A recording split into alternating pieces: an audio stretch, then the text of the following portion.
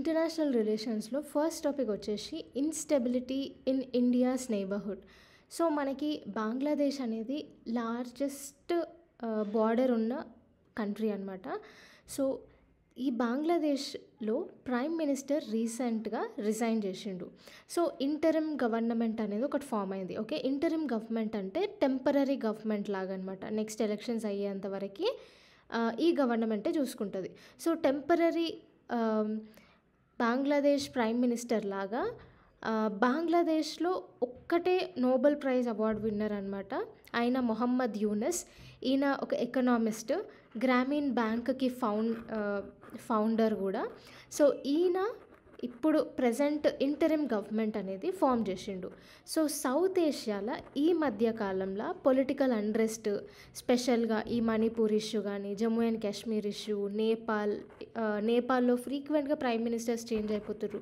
So అక్కడ unstability, ఆఫ్ఘనిస్తాన్లో Taliban take over, శ్రీలంకలో ఎకనామిక్ క్రైసిస్, మిజోరాంలో పొలిటికల్ అన్రెస్ట్, ఇట్లాంటివన్నీ సౌత్ ఏషియాలో ఈ మధ్య కాలంలో చాలా ఎక్కువైపోతున్నాయి.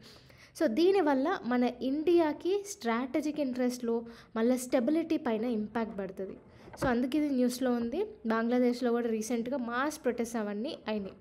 So possible implications of recent development in Bangladesh. So ఇక్కడ ఏంది అంటే మన ఇండియాకి ఇంకా బంగ్లాదేశ్ పార్ట్నర్షిప్ మధ్యలో డిస్రప్షన్స్ అనేవి అయినాయి. సో ఇక్కడ అన్రెస్ట్, ప్రొటెస్ట్లు ఇవన్నీ ఎక్కువ అయిపోవడం వల్ల ఇండియా బంగ్లాదేశ్ రిలేషన్స్ కొంచెం ఎఫెక్ట్ అయినాయి. స్పెషల్గా లీడర్ చేంజ్ అవ్వడం వల్ల, పొలిటికల్ ఇన్స్టెబిలిటీ అవ్వడం వల్ల ఇండియా బంగ్లాదేశ్ పైన ఇప్పుడు ప్రజెంట్ ట్రస్ట్ చెయ్యొచ్చా లేదా అంటే ఇండియా ట్రస్ట్ పైన ఇంపాక్ట్ పడింది.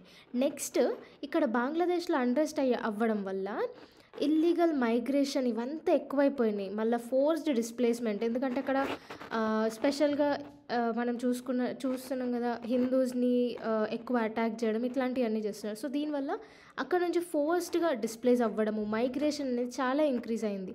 సో దీనివల్ల ఇండియాకి ఎఫెక్ట్ పడుతుంది, ఎందుకంటే మనం లార్జెస్ట్ బార్డర్ షేర్ చేసుకుంటున్నాం బంగ్లాదేశ్తోని. సో ఇండియాకి ఒక పెద్ద థ్రెట్ అనమాట. అండ్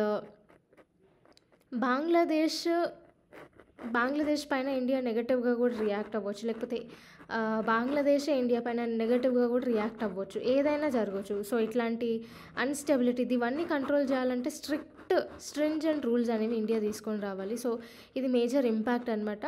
అండ్ ఇంకొకటి, ఇప్పుడు బంగ్లాదేశ్లో ఫ్రీక్వెంట్ అన్రెస్ట్ అవ్వడం వల్ల ఎకనామిక్ ఇంకా ఇన్వెస్ట్మెంట్స్ పెట్టాలా వద్దా, ఆల్రెడీ చేసిన ఇన్వెస్ట్మెంట్స్ పైన కూడా ఇప్పుడు థ్రెట్ ఉంది.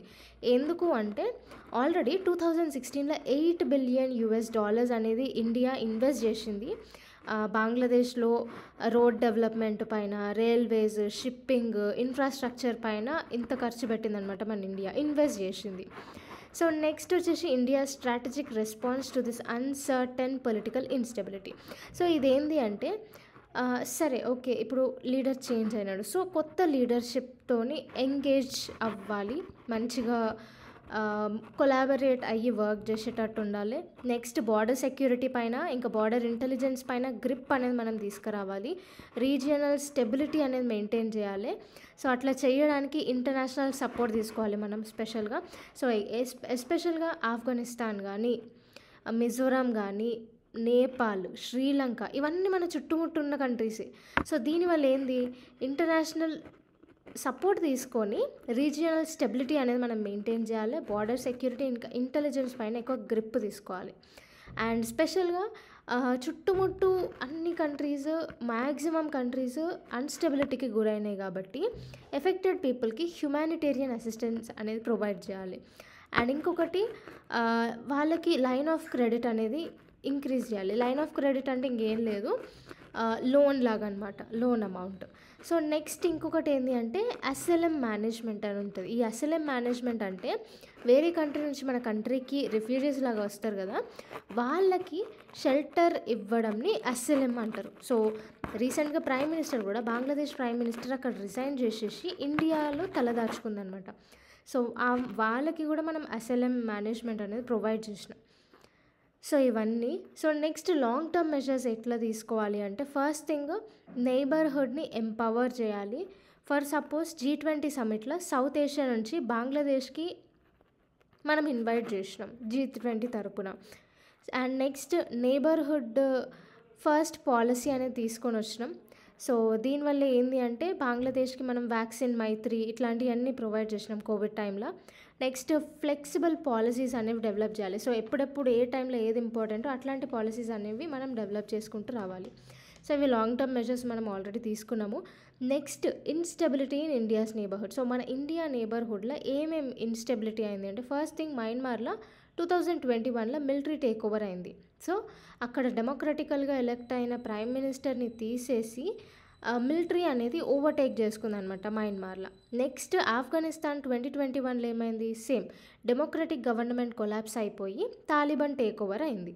శ్రీలంకలో ఏమైంది 2022లో ఎకనామిక్ క్రైసిస్, పొలిటికల్ ఇన్స్టెబిలిటీ ఇవన్నీ ఎక్కువైపోయినాయి అనమాట. మాల్దీవ్స్లో వచ్చేసి 2012 నుంచి పొలిటికల్ ఇన్స్టెబిలిటీ అనేది ఎక్కువ అయిపోతూనే ఉంది. ఇప్పటికీ కూడా పొలిటికల్ ఇన్స్టెబిలిటీ అనేది ఉంది మాల్దీవ్స్లో. నేపాల్లో వచ్చేసి ఫ్రీక్వెంట్గా గవర్నమెంట్ చేంజ్ అవుతుంది. ఇప్పటికీ 14 గవర్నమెంట్స్ అనేవి చేంజ్ అయినాయి 2000 నుంచి 2020, అంటే 24 ఇయర్స్లో 14 గవర్నమెంట్స్ అనేవి చేంజ్ అయిపోయినాయి. సో ఇట్లా మనకి ఫ్రీక్వెంట్గా పొలిటికల్ ఇన్స్టెబిలిటీ అనేది నేపాల్లో అవుతుంది. ఇవన్నీ మ్యాక్సిమం ఇండియా నేబర్హుడ్లో ఇట్లా అవుతుంది అనమాట. So neighbourhood instability impact on India. So ఈ నేబర్హుడ్ ఇన్స్టెబిలిటీ వల్ల ఇండియా పైన ఏం ఇంపాక్ట్ పడుతుంది అంటే ఫస్ట్ థింగ్ మయన్మార్లో ఇన్స్టెబిలిటీ ఉండడం వల్ల అరౌండ్ 32,000 ఎథ్నిక్ చిన్ పీపుల్ ఉంటారు కదా, వాళ్ళు మయన్మార్ నుంచి మణిపూర్కి వచ్చినారు. సో మణిపూర్కి రావడం వల్ల అక్కడ ఉన్న మణిపూర్లో ఉన్న ఒరిజినల్ పీపుల్కి ఈ రెఫ్యూజీ పీపుల్కి ఎథ్నిక్ కాన్ఫ్లిక్ట్ అనేది ఎక్కువ అయిపోయింది. అందుకే మనకి ఇంకా మణిపూర్ ఇష్యూ అనేది అట్లనే కంటిన్యూ అవుతూ ఉంది.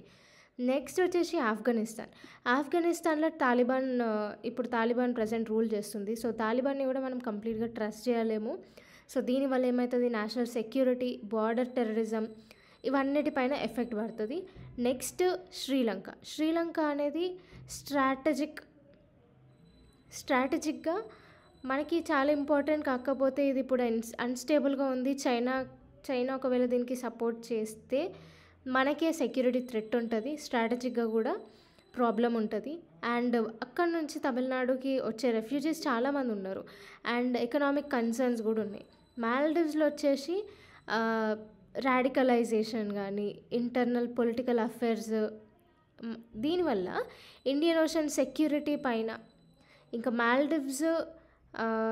మాల్దీవ్స్కి చైనా సపోర్ట్ చేస్తే ఒకవేళ అది తీసుకుంటే చైనీస్ ఇన్ఫ్లుయెన్స్ అయ్యి మనకి సెక్యూరిటీ పరంగా కూడా థ్రెట్ అవుతుంది.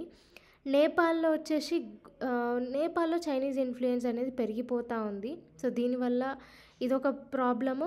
మళ్ళీ ఇంకా నేపాల్లో ఫ్రీక్వెంట్గా పొలిటికల్ ఇన్స్టెబిలిటీ అనేది ఉంది.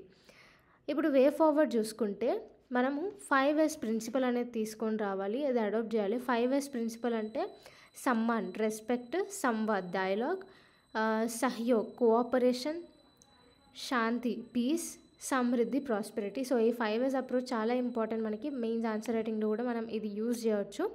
సో ఈ సమ్మాన్, సంవాద్, సహయోగ్, శాంతి, సమృద్ధి అనేవి మనం అడాప్ట్ చేసుకోవాలి. So for example Samman respect. So example వచ్చేసి నేబర్హుడ్ ఫస్ట్ పాలసీ అనేది మనం తీసుకొని వచ్చినాం. సంవాద్ డైలాగ్ వచ్చేసి మనము అన్ని కంట్రీస్తోని ప్రాపర్ డిప్లొమసీ అనేది మెయింటైన్ చేస్తాం. సో ఇట్లా అన్నమాట.